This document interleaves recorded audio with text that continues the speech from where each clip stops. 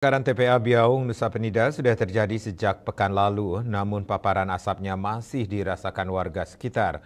Kondisi demikian kian meresahkan warga Nusa Penida karena asap kebakaran sampah itu kian membuat tak nyaman. Mereka pun kembali mengeluhkannya kepada pihak terkait agar kebakaran TPA Biaung dapat ditangani sampai tuntas.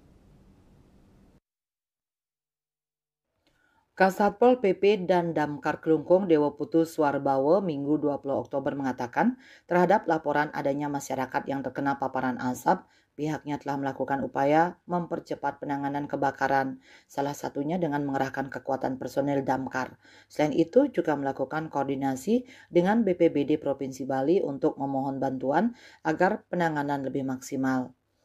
Setelah melakukan koordinasi, pada Senin 21 Oktober 2024 akan diberikan bantuan 2 tandon air 5.000 liter dan 2 mesin pompa portable.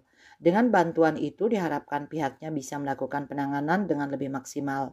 Tidak hanya melakukan penanganan di TKP, pemerintah daerah juga berencana melakukan pembagian masker kepada warga sekitar guna mencegah dampak gangguan kesehatan bagi warga. Pemberian masker ini, kata Suarbawo, akan difasilitasi Dinas Kesehatan Kabupaten Kelungkung.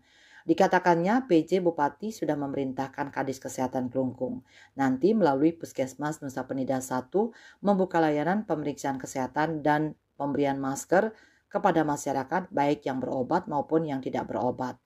Suarbawo menambahkan pihaknya juga akan minta bantuan kesehatan untuk personel damkar yang bekerja di lapangan. Dalam melakukan penanganan kebakaran ini, dia mengakui harus melibatkan banyak pihak.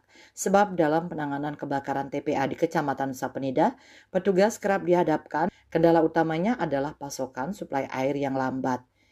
Ini dikarenakan jumlah armada tangki penyuplai air sangat minim. Selain itu, jarak sumber air jauh dari TKP.